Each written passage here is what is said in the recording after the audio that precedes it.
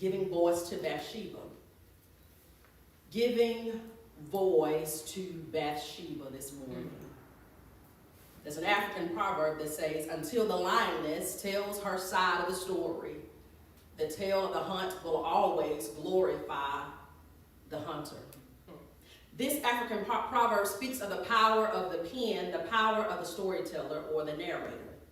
The one given the privilege or who takes the privilege to narrate biblical stories are powerful as they can put words in the mouth of God, choose when women speak or not speak, gloss over the mistreatment and the oppression of women, introduce and depict women in a way that leads the reader to believe that they are deserving of the violence and the oppression that befalls them at the hands of men or at the hands of God.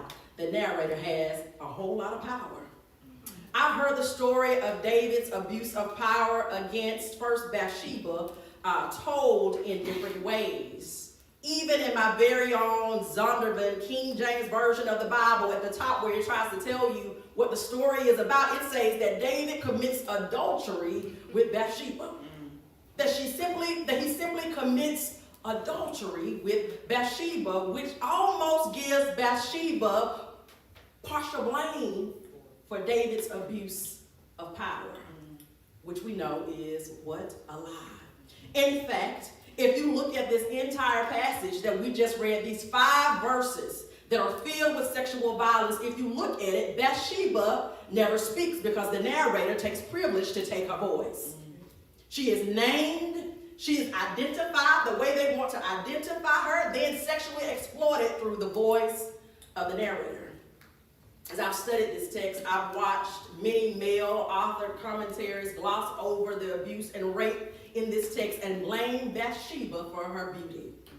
And if you remember when Samuel was distraught, when we talked about Samuel when he was distraught about Israel wanting a king, right? To rule over them and to lead them into battle, he knew a king would take certain privileges with the people. And he told them that a king would take their daughters as perfumers, as cooks and bakers. But what Samuel never lifted up from his mouth was that a king would send for your wives and rape your daughters. What Samuel knew was that whenever a power dynamic is present, there is room for abuse and oppression to happen when it is not properly checked. I want to say that again. Whenever you find a power dynamic at play, there is room for abuse and oppression if not properly checked, okay? So that's how we find many times through the system of patriarchy, right? That privileges men over women. That is already a power dynamic at play, and that is how we find things such as domestic violence and violence against women are often swept under the rug or just said that's a part of being in the system. But the gospel of Jesus is about liberation and wholeness and calling out the oppressor. And I can tell this morning some of you are struggling with my use of the word rape attributed to a king.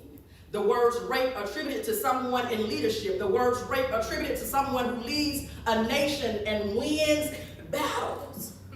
But isn't that what Thomas Jefferson did with his black slave, Sally Hemings?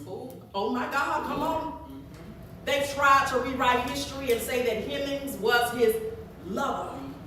Thomas Jefferson was a slaveholder.